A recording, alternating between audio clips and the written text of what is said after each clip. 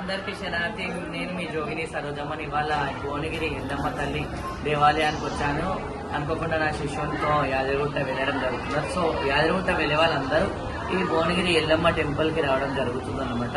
ఇక్కడ ఏంటంటే అమ్మవారు సాష్టంగా స్వయంభూగా వెలిసిన అమ్మవారు. కొన్ని ఏళ్ల నుంచి ఒక బస్సు డ్రైవర్ వెళ్తుండగా అమ్మవారు బస్సు ఆపిపడి ఆ డ్రైవర్ ఆయన కళలోకి వచ్చి అమ్మవారు నేను ఇక్కడ ఉన్నానని చెప్పడం జరిగింది. ఆ విధంగా కొన్ని ఏళ్ల నుంచి ఇక్కడ ఉన్న ఎల్లమ్మ తల్లి కానీ ఎల్లమ్మ తల్లి కొడుకు పరశురాముడు మునిరాజు మళ్ళీ శంకరుడు పార్వతి వినాయకుడు మొత్తం ఇక్కడ రాష్ట్రంగా ఇంకా ఎల్లమ్మ వెళ్ళడం జరిగింది. ఇక్కడ మొక్కిన వాళ్ళకి కొమ్ము బంగారం చేసుకుంటూ కోరిన కోరికలు కొమ్ము బంగారం చేసి ముట్టిని ముత్యం చేసి పట్టించుకోవడం చేస్తుందని ఒక నమ్మకం. ఖచ్చితంగా పిల్లలు కాని వాళ్ళకు కూడా సంతానం కాని వాళ్ళకు కూడా సంతానం అవుతుంది.